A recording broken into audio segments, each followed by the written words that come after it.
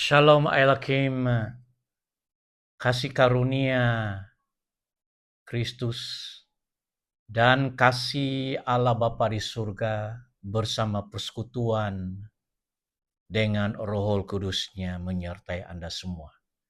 Di dalam kesempatan ini, Bishop sekali lagi ingin menyambung pencerahan dan pengajaran kita daripada kitab Injil Yohanes. Dan kita sudah berada di pasal atau bab ketujuh daripada kitab Injil Yohanes.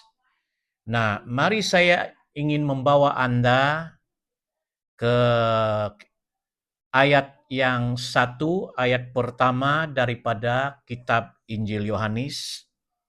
Dan saya akan bacakan ini bergilir-gilir. Sesudah itu Yesus berjalan keliling Galilea, sebab ia tidak mau tetap tinggal di Yudea. Di sana orang-orang Yahudi berusaha untuk membunuh dia. Jadi sudah ada niat orang-orang Yahudi, yaitu orang-orang Israel, sebangsanya sendiri, karena cara Yesus memberi pengajaran ini memiliki otoritas, dan juga disertai dengan bukti, mujizat, dan tanda-tanda. Dari bab 1 hingga bab ke-6 kita telah melihat beberapa mujizat yang mengagumkan, seperti Kristus memberi makan kepada 5.000 orang hanya dengan 2 ikan dan 5 roti. Bagaimana Yesus menyembuhkan orang-orang sakit. Dan bagaimana Yesus mengajar hal-hal tentang pentingnya bertobat. Dan benda-benda yang lain yang membuat para ahli-ahli Taurat, golongan-golongan agama, termasuk orang Saduki, orang Farisi, sehingga mereka mau memutuskan untuk membunuh dia, bukan karena dia adalah seorang penjahat, tetapi pengajarannya membuat mereka tersinggung apabila dia membawa pengajaran tentang pentingnya hidup yang benar di hadapan Tuhan dan pentingnya pertobatan, dan orang sudah mulai mengikuti dia. Di dalam bab 7 ini kita sudah melihat bukan hanya ratusan orang kemana-mana dia pergi, tetapi bahkan ribuan orang. Apatah lagi waktu Yesus menyembuhkan orang lumpuh di sebuah kolam di Yerusalem. Orang melihat ini kesembuhan ini yang begitu nyata disaksikan oleh ratusan orang, bukanlah sesuatu yang dicipta, dibuat-buat, ataupun dilakunkan. Tetapi ternyata orang itu sudah lebih 30 tahun terlantar di situ lumpuh. Tapi Yesus menyembuhkan, dan itu yang menyinggung, itu yang menakutkan orang-orang Farisi, Saduki, orang-orang Yahudi, para ahli Taurat di sinagog, takut karena dia bakal mengambil alih kepimpinan mungkin sebagai seorang tokoh agama Yahudi. Itu pemikiran mereka, bahwa dia semakin masyhur, ya. Jadi apakah niat ini dari segi niat politik mereka, dari segi agama mereka? Ada banyak benda. Tapi di sini kita lihat bahwa pergerakan Yesus tidaklah begitu ketara. Dia berusaha pergi ke tempat-tempat di mana tidak ada bahaya. Jadi dia mulai berkeliling. Dia tidak tinggal di satu tempat. Di daerah-daerah Galilea dan tidak lagi tinggal di Yudea. Karena ayat 1 bilang orang-orang Yahudi betul-betul mau membunuh dia. Ayat 2, ketika itu sudah dekat hari raya orang Yahudi, yaitu hari raya Pondok Daun. Dalam bahasa Inggris dikatakan, now the Jews' feast of tabernacles was at hand. Now, di dalam kebudayaan orang-orang Yahudi atau orang-orang Israel ada banyak perayaan-perayaan yang mereka telah praktekkan sebagai satu kebudayaan setiap tahun. Dan satunya adalah hari raya yang dipanggil perayaan Pondok Daun. Perayaan Pondok Daun ini adalah perayaan di mana ia memperingati bangsa Yahudi ketika mereka berada di padang pasir. Di mana mereka hidup 40 tahun tanpa tanah, tanpa rumah yang tetap, dan mereka mendirikan kemah-kemah ya dalam perjalanan mereka menuju tanah Kanaan selama 40 tahun dari perhambaan Mesir. So mereka tinggal di tenda-tenda ya. Dan bila mana Allah berfirman sudah tiba masanya bergerak, mereka bergerak lagi. So mereka mau memperingati ini menjadi satu perayaan yang dipanggil perayaan Hari Pondok Daun. Di mana mereka ambil daun-daun palma untuk mendirikan semacam hut ataupun tenda-tenda, dan mereka sekeluarga tidak akan tinggal di rumah, tetapi di luar rumah, semacam pondok-pondok yang diperbuat daripada daun-daun, untuk mereka coba memperingati bagaimana kehidupan nenek moyang mereka yang tinggal di padang gurun, bahkan mereka tidur di tenda-tenda ini ya di dalam perayaan Pondok Daun ini. Dan itu adalah satu perayaan yang amat terkenal, dan ribuan orang biasa turun ke kota besar Yerusalem untuk merayakan ini. Ada family gathering lah begitu ya. Makan, tidur di tenda, mereka mau memperingati perayaan ini.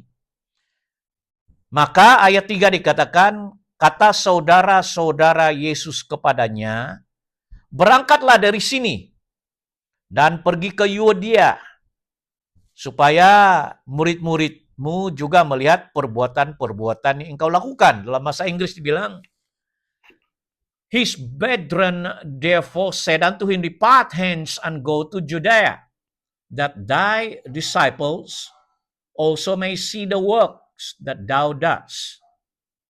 Ayat 4, sebab tidak seorang pun berbuat sesuatu di tempat tersembunyi, jika ia mau diakui di muka umum.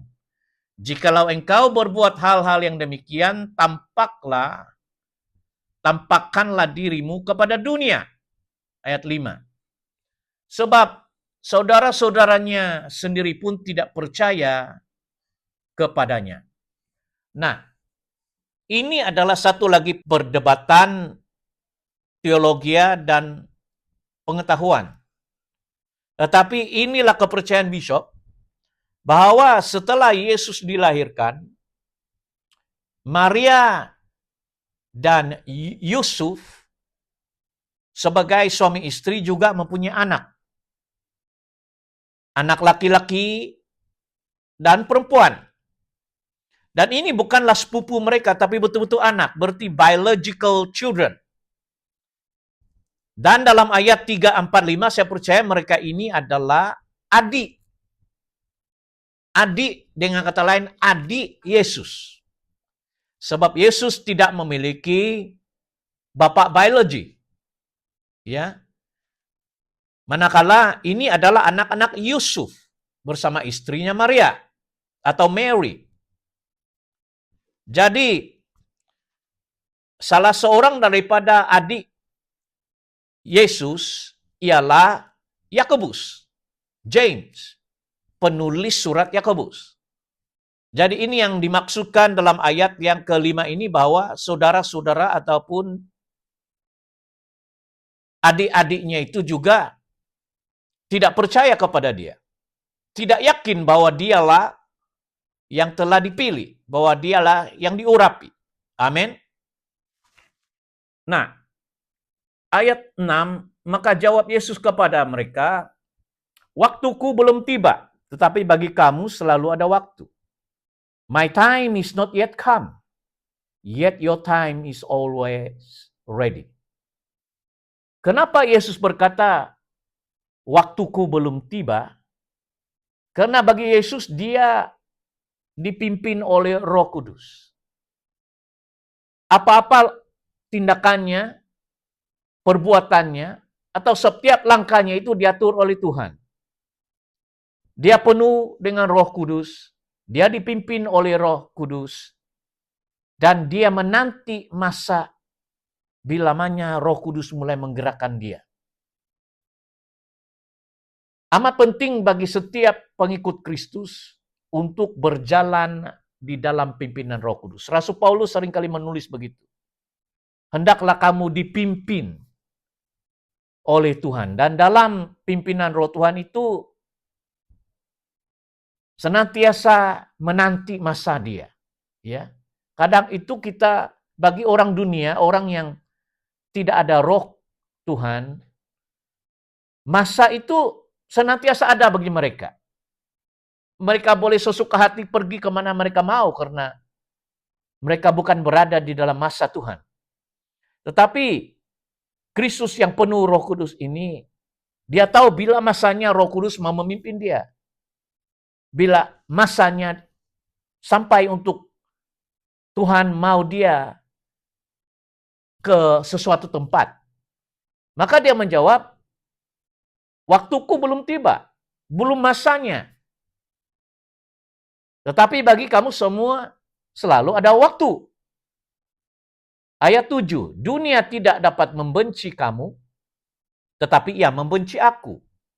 Sebab aku bersaksi tentang dia bahwa pekerjaan-pekerjaannya jahat. Nah, dunia di sini dimaksudkan adalah kosmos, dalam bahasa Greek, kosmos. Yang lebih diterjemahkan sebagai sistem. Ya. Sistem-sistem yang telah ditempatkan oleh hukum-hukum manusia. Ya, yang telah diadakan oleh pemerintahan-pemerintahan atau kerajaan-kerajaan manusia di dalam dunia. Jadi dunia maksud dia adalah diterjemahkan juga sebagai orang-orang yang tidak mengenal Tuhan. Bukan pengikut Kristus. Mereka adalah dunia. Sehingga Anda akan temukan ayat seperti duniawi. Orang-orang yang duniawi. Orang-orang yang bukan dipimpin Roh Kudus. Orang yang bersifat daging. Orang yang hanya berpengetahuan ilmiawan, tetapi tidak memiliki iman kepada Kristus dan kepada Allah Bapa. Jadi itu dilambangkan dunia tidak dapat membenci kamu. Kenapa? Karena mereka hidup seperti orang-orang dunia.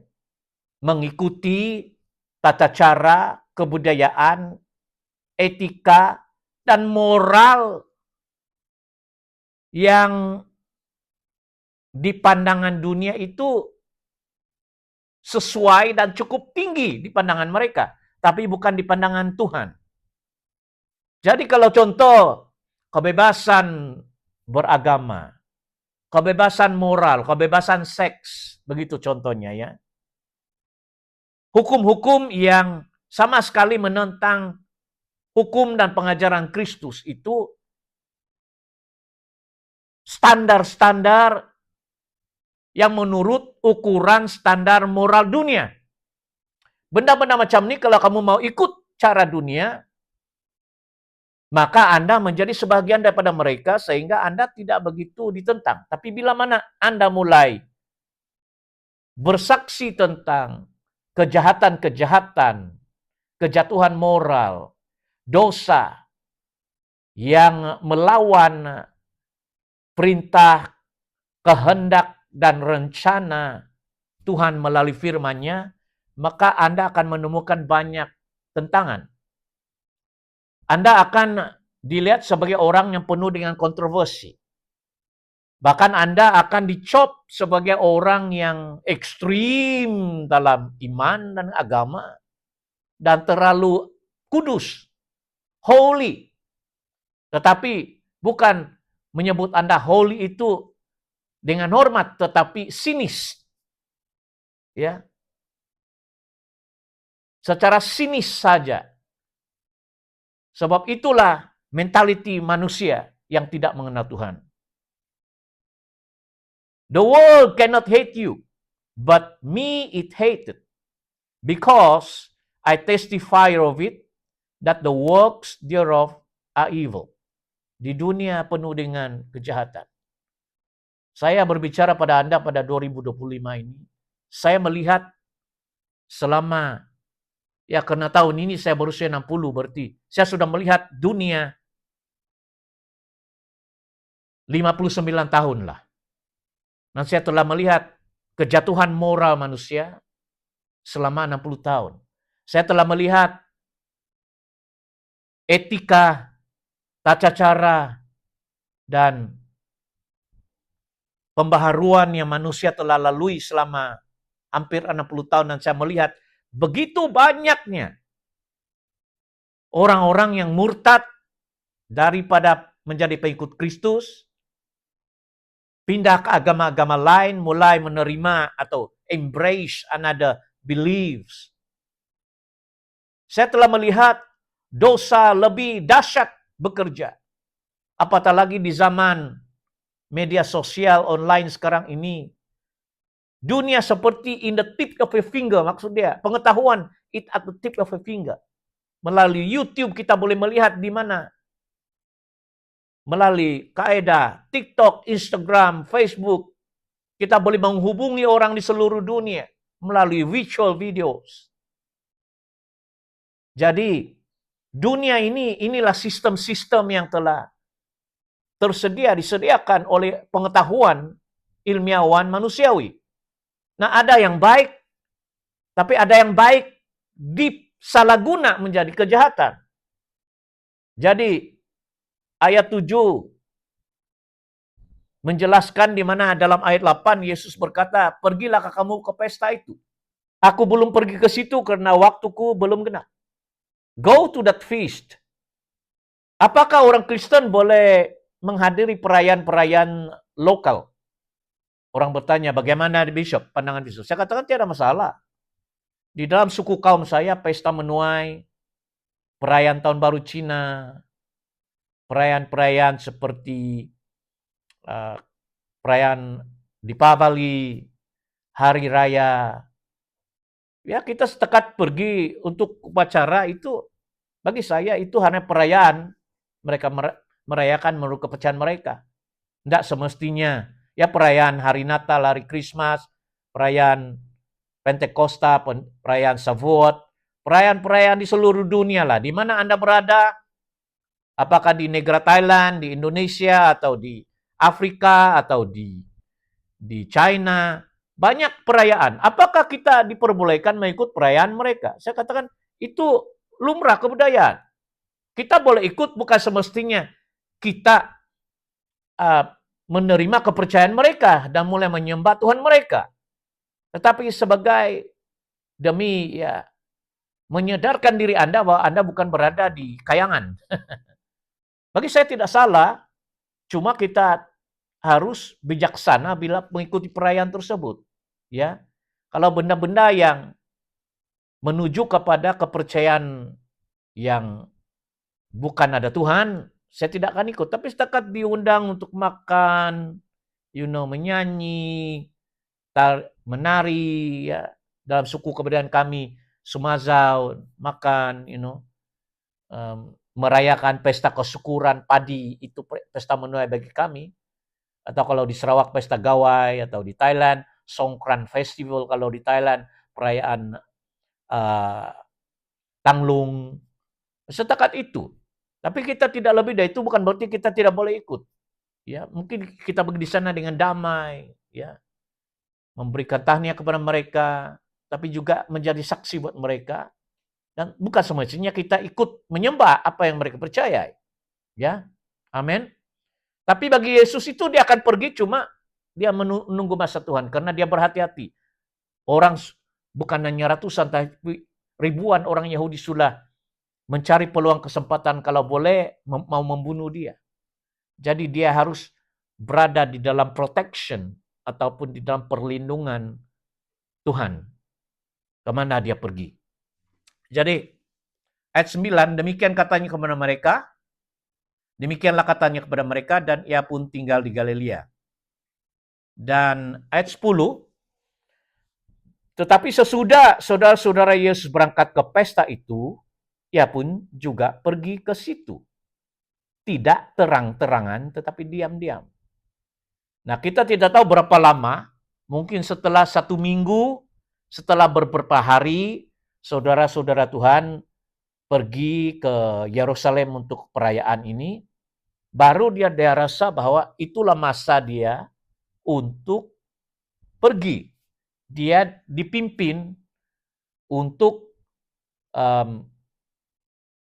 pergi menghadiri itu, tetapi dia tidak datang secara terang-terangan, ya, not openly, but as it were in secret, secara diam-diam. Ada masanya kita, kalau kita dipimpin Tuhan itu, tidak payah publik, ya. Kita pergi secara diam-diam, sebab ada tujuan, ya, quietly, sebab di situ Tuhan tahu hidupnya dalam bahaya. Tetapi dia pergi, tapi bukan secara publik, tidak ada pengumuman. Jadi amat penting buat kita anak-anak Tuhan ini dan kepada sesiapa. Bukan semua kamu harus buka, umumkan di Facebook, di Instagram, TikTok. No. Ada masanya Anda harus just lakukan itu untuk diri Anda dan bersama keluarga dan bersama Tuhan. Ada masanya Anda pergi kepada umum. Ya, kita harus tahu bagaimana dipimpin oleh Roh Tuhan. Banyak perkara yang bisa dilakukan, saya tidak payah beritahu umum. Sebab roh-roh jahat, telinga iblis, dan orang-orang yang jahat itu akan mengetahui strategi kita dan mengetahui apa yang kita buat. Jadi, di sini Yesus memang hadir ke pesta itu, tetapi dia diam-diam. Ayat 11.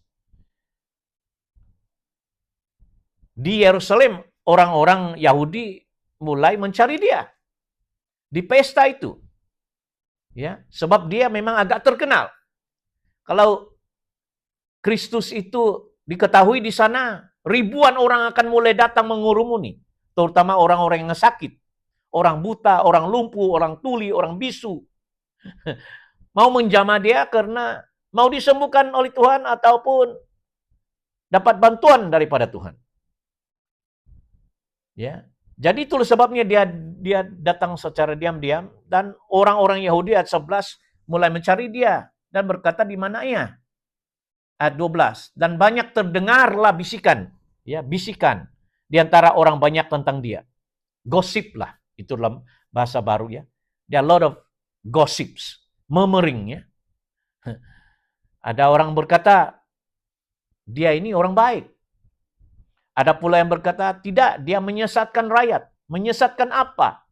Bagi mereka sesiapa yang menentang hukum Taurat, hukum Yahudi, apalagi dia ini orang luar, outsiders lah, bukan di kalangan orang Saduki, Farisi, ahli Taurat, bukan asal dari Yerusalem, ya. Dia adalah orang yang berasal di sebelah utara sana. Jadi dia menyesatkan orang. Menyesatkan dari segi apa? Bagi saya mungkin dari segi pengajarannya, out of the box ya. Dia bukan seperti orang ahli Taurat. Dia tidak belajar di sinagog. Ya. Orang tidak tahu. Itu bagi saya, dia tidak tahu dan orang menilai pengajarannya itu. Tapi ada orang bilang, dia ini orang baik. Sebab semua perbuatan-perbuatan Kristus itu baik semuanya. Dia tidak pernah berbuat dosa, dia tidak mencuri, dia tidak membunuh, dia tidak bercerita kejahatan membabi buta. Dia menghakimi dan memberitahu kesalahan orang, dia memberikan juga jawaban untuk bertobat. Dan orang tersinggung, orang tidak suka. Kalau ketahuan dosanya, orang tidak mau. Tersinggung. Bukan mau bertobat, bahkan dia mau melawan. Karena tersinggung. Karena Yesus itu, kadang dia harus katakan ini salah. Orang tidak suka macam itu. Orang tidak suka dengar kalau dia diketahui perbuatannya itu salah. Ayat 13, tetapi tidak seorang pun yang berani berkata terang-terangan tentang dia karena takut terhadap orang-orang Yahudi. Jadi ayat yang ke-11, ayat yang ke-14, waktu pesta itu sedang berlangsung, Yesus masuk ke bait Allah. Tiba-tiba dia masuk ke bait Allah, dia ada pengumuman, dia langsung masuk ke tempel atau sinagog itu dan dia mulai mengajar di situ. Tidak tahu di mana tempat, tapi memang di dalam ruangan di bait Allah atau sinagog atau temple di Yerusalem. Dan bila orang mendengar itu, ayat 15 bilang, heranlah orang-orang Yahudi. Dan berkata, bagaimanakah orang ini mempunyai pengetahuan demikian tanpa belajar? Itu pemikiran mereka. Mereka sangka Yesus itu bukan golongan terpelajar atau ahli teologi atau ahli Taurat. Mereka tidak tahu bahwa selama 30 tahun sebelum dia mulai keluar mengajar secara umum, apa yang dia lakukan selama 30 tahun? Alkitab tidak begitu memberitahu secara jelas ya, dari usianya 1 tahun, kita tahu dia lari ke Mesir, setelah beberapa tahun tinggal di Mesir, di Egypt, dia kembali, dia tinggal di Nazaret, dia membesar sebagai seorang anak muda, tetapi iman saya mengatakan karena dia juga secara manusiawi, dia belajar kitab. Dia mempelajari kitab-kitab Taurat. Dia harus menggunakan keterbatasannya sebagai manusia itu untuk mempelajari segala sesuatu. Apa-apapun, termasuklah kitab Taurat. Dan dia mempelajari, dia belajar di sinagog-sinagog kecil mereka. Cuma orang tidak tahu. Mereka hanya terkejut. Bagaimana dia memiliki pengetahuan yang demikian. Pengetahuan teologi dia dari segi hukum-hukum. Hukum-hukum Musa, Tanak. Tapi selama 30 tahun saya percaya, dia sudah membaca kitab-kitab. Kitab Kejadian, kitab Keluaran, kitab Nabi-Nabi Yesaya. Bahkan Yesus menyebut tentang kitab Yesaya. Bahkan Yesus menyebut tentang kitab Daniel. Saya percaya dia membaca kitab-kitab Daniel. Dan dia tahu nubuatan-nubuatan ini. Kitab Yeremia. Nabi-nabi ini. Mazmur. Dia juga menyanyi kitab dari Mazmur. Ini kitab-kitab yang telah diturunkan dan dipegang oleh para imam-imam Yahudi dan para ahli-ahli Taurat. Dia belajar semua itu dan dia bila mengajar, dia mengutip ini, orang terkejut. Bagaimana orang ini mempunyai pengetahuan demikian tanpa belajar? Sebenarnya dia belajar, cuma orang tidak tahu dia belajar. Jadi ayat yang ke-16, jawab Yesus kepada mereka, ajaranku tidak berasal dari diriku sendiri, tetapi dari Dia yang telah mengutus aku. Nah, kita lihat di sini my doctrine is not mine, but His that sent me. Bila Anda dipenuhi oleh Roh Kudus seperti Kristus, Anda memiliki wahyu. Bukan setakat pengetahuan kitab, bukan setakat pengetahuan membaca, tetapi Yesus juga diberi wahyu yang segar daripada Roh Kudus, yaitu Rhema Word, ya. Wahyu daripada Roh Kudus lewat karunia berkata-kata dalam pengetahuan, karunia berkata-kata dengan hikmat, karunia membeda-bedakan roh, discerning of spirit. Dia menerima wahyu yang segar, yang up to date daripada Roh Kudus.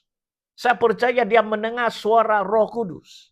Dia mendengar suara Bapanya berbicara di dalam rohnya untuk mengatakan begini. Ya.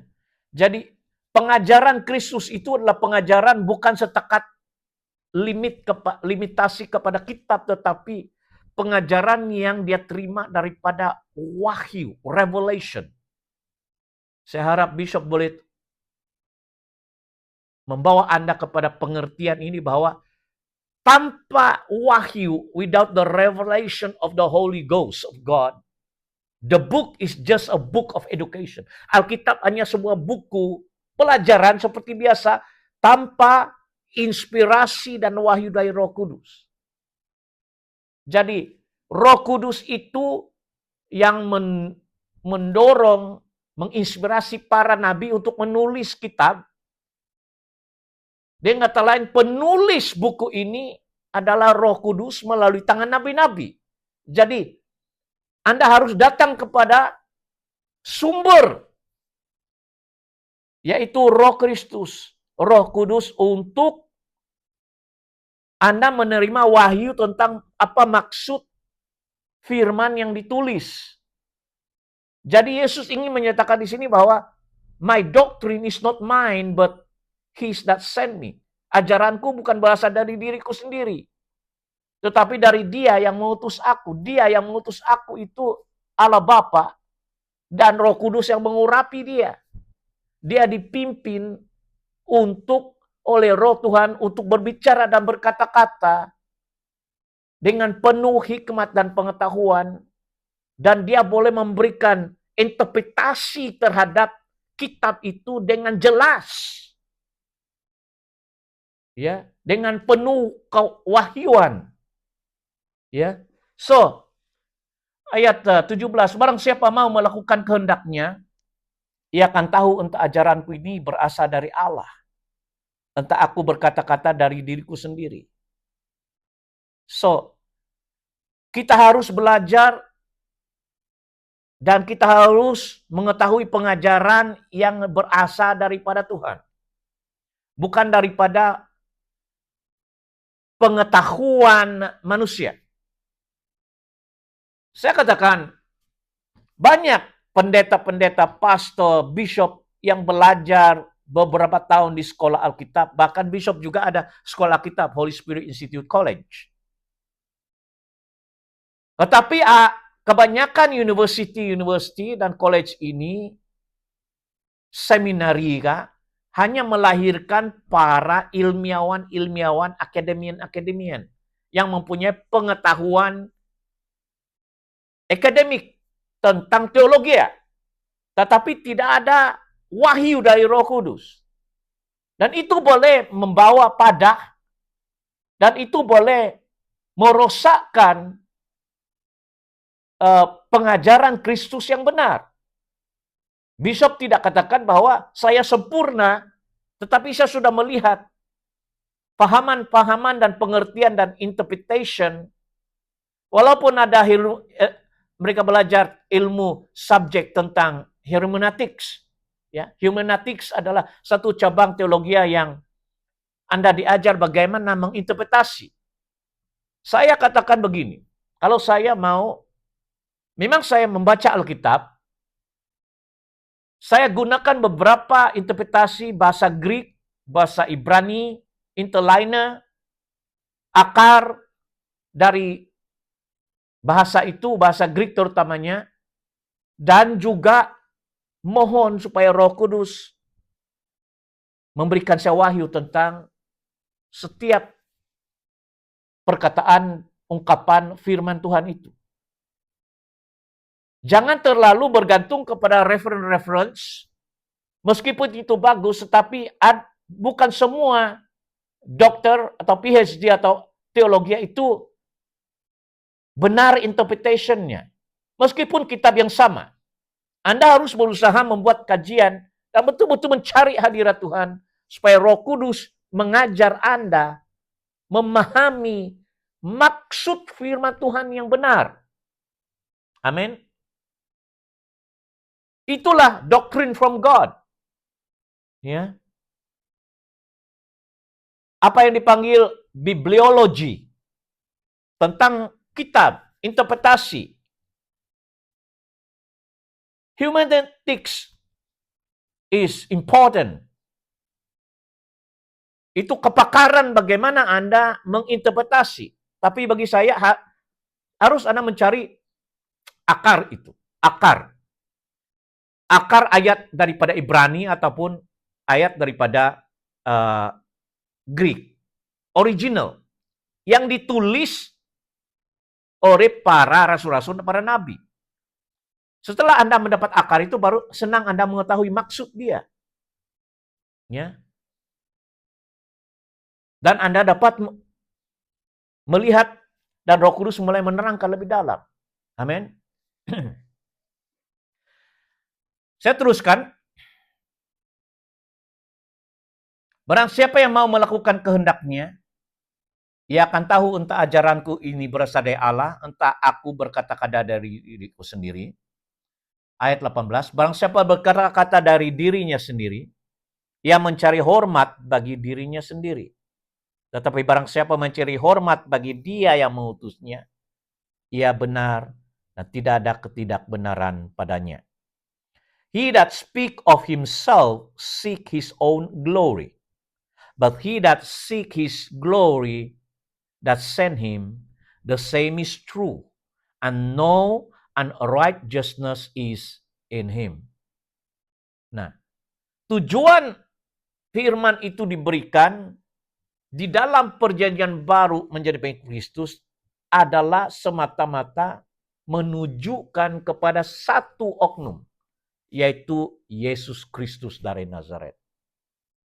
Dan menunjukkan kemuliaan itu hanya kepada satu Allah, yaitu Allah Bapa di surga.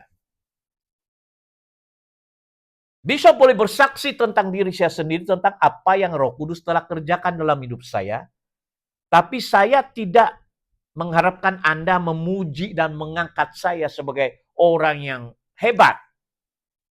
Tetapi saya mau menceritakan kesaksian hidup saya ini tentang apa yang Kristus telah kerjakan dalam hidup saya, supaya Anda juga mengalami benda yang sama dan Anda mulai datang kepada Kristusku. Tuhan Yesus Kristus dari Nazaret. Kesaksian itu tentang apa yang Roh Kudus telah nyatakan dalam hidup dan kerjakan dalam hidup saya, tentang apa yang Kristus telah lakukan, tentang apa yang Bapakku di surga telah lakukan. Bukan untuk mengagungkan saya, tetapi kalau saya manusia biasa yang penuh dosa, kelemahan ini juga sampai ke tahap ini di mana Tuhan mengangkat kami dan mulai melakukan berada di dalam jalur rencananya. Saya ingin menjadi contoh buat kamu bahwa kita sama, tetapi perbedaan dia adalah saya bertobat dan saya mulai melakukan kehendak Tuhan. Saya mulai mengikuti perintah Tuhan. Saya ingin memberikan kesaksian bahwa saya juga jatuh dalam dosa. Tiada orang yang sempurna. Tetapi kita bertobat, kita menyadari, kita coba kembali ke jalan yang benar. Dan mulai mengikuti doktrin yang benar dalam Tuhan. Pengetahuan kita 20 tahun yang lalu tidak sempurna. Jadi kadang kita tersadu. Bukan kita mau sengaja mau menyesatkan. Bukan. Tetapi kita mau memperingati diri sendiri bahwa makin hari makin tidak berpengetahuan. Dan Tuhan menghormati orang ini karena saya mau akhirnya yang kelihatan dalam diri saya bukan saya tetapi Yesus. Kristus yang bekerja melalui hidup saya. Dan Anda juga dapat memiliki Kristus dalam hidup Anda. Dan bahwa roh Kristus itulah yang bekerja melalui hidup saya. Bukan untuk diri saya sendiri. Saya menjadi dutanya itu. Surat Kristus yang oleh orang yang bacakan. Oh, ini yang Yesus kerjakan dalam hidup Bishop. Ini yang Roh Kudus kerjakan dalam hidup Bishop. Inilah yang telah Bapa di surga telah lakukan dalam hidup Bishop. Karena dia imannya begini. Karena dia rajin berdoa. Karena dia rajin melakukan kehendak Tuhan. Karena dia mau hidup benar. Dia mau hidup suci. Saya mau mencontohi kehidupan Bishop begitu.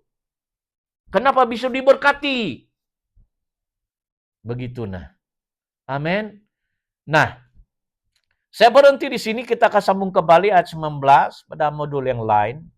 Dan kiranya pengajaran Bishop ini bolehlah ya mencerahkan. Dan kalau Anda ingin menjadi pelajar sekolah kitab kami, HSI College, Holy Spirit Institute College, sila daftarkan diri. Ya. Kalau Anda mau ambil sijil atau ijazah, daftarkan diri, bayar iuran. Tapi kalau Anda hanya mau mendengar pengajaran secara pengetahuan saja, ya, enggak mau sijil, enggak apa-apa. Anda boleh mengikuti Bishop dalam pelajaran sesi ini. Tuhan memberkati. Shalom.